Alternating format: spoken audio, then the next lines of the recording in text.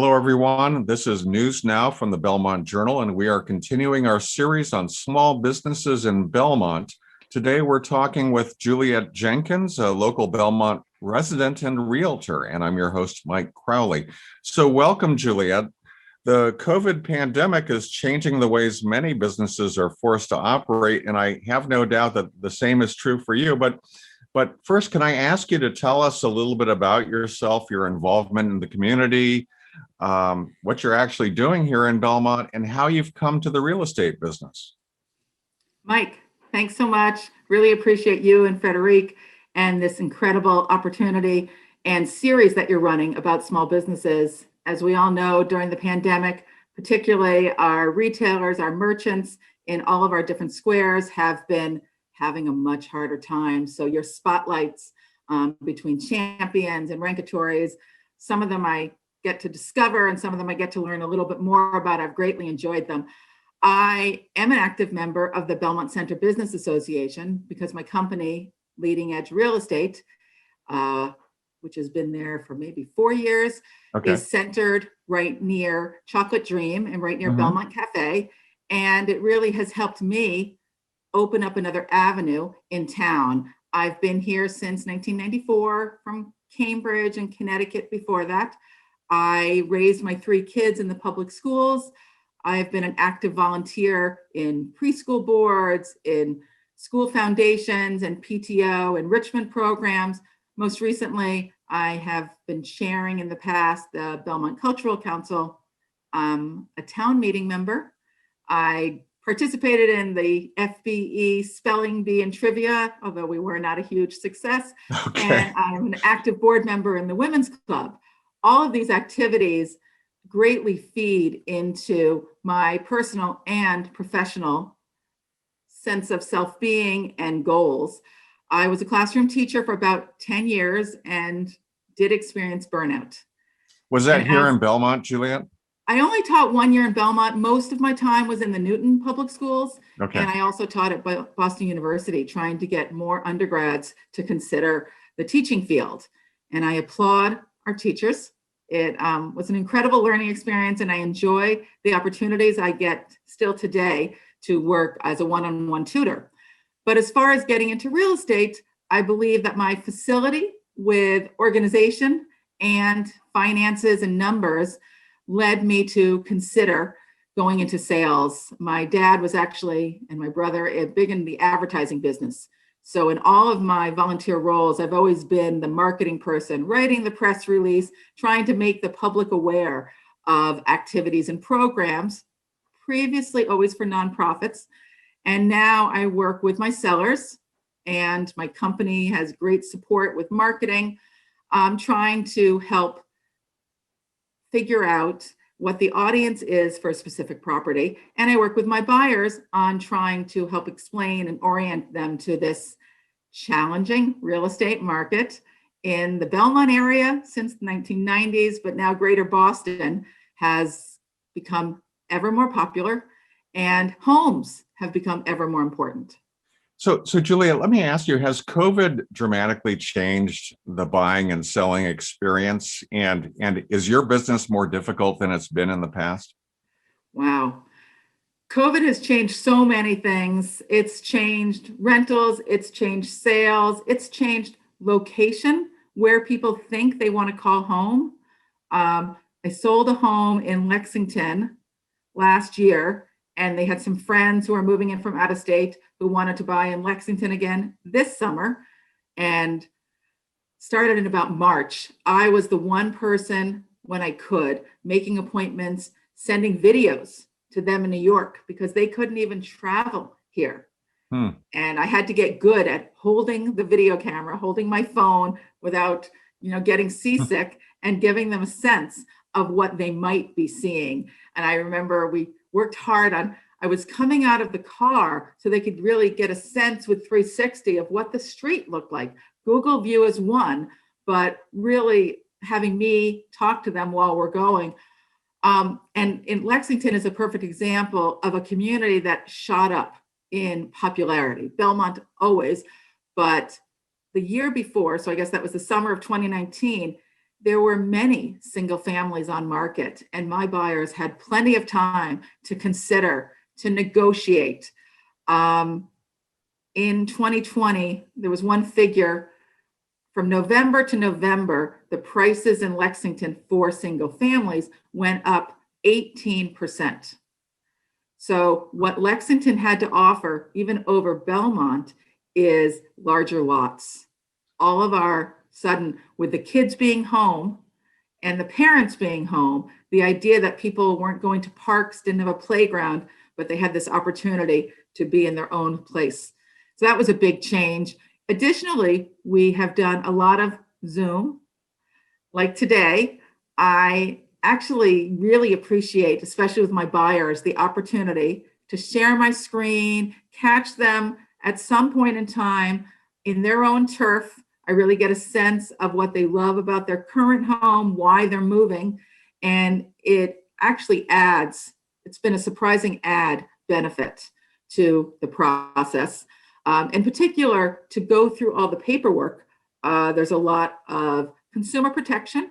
There's a lot of information that the state gives about the purpose of home inspections, about the lead paint disclosures, and most importantly, the role of the real estate agent, if I am your buyer's agent, versus the person hosting the open house, who knows a ton about the property, but more likely than not has a contract with the seller. And their goal is to maximize the exposure and ultimately the sale price for the seller, not necessarily the interest of the buyer. So Juliet, it sounds like COVID is making things a little bit more complicated than the past. Do you have any special advice for buyers and sellers in today's market? Education. Okay. There's a lot that you can do yourself. It turns out my brother is just selling his house in Connecticut and has his agent and has his stager.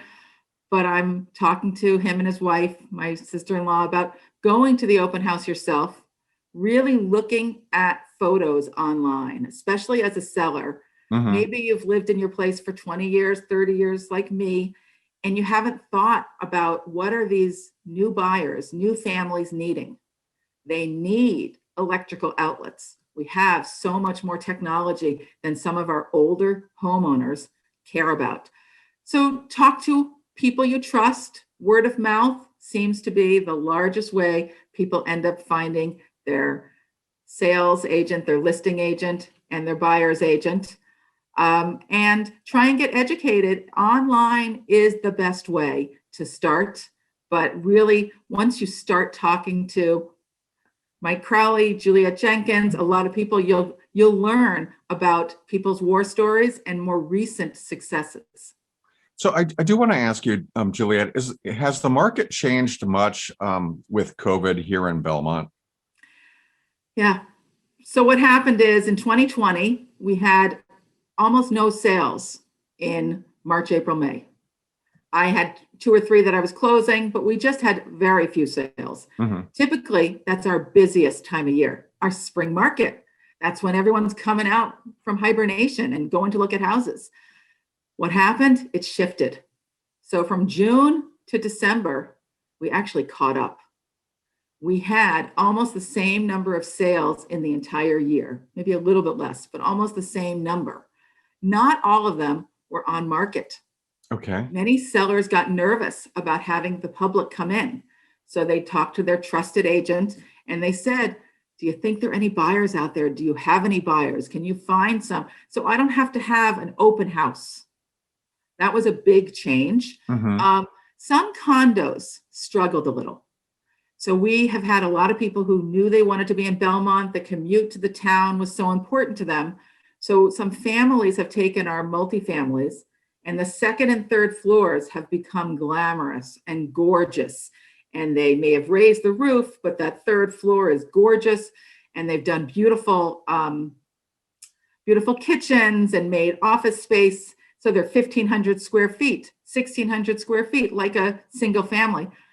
Well, especially at the beginning of COVID, no one wanted a condo. Everyone wanted their own door, their own backyard. I think our numbers in Greater Boston are already going down for the virus, but that's been the emphasis on single families.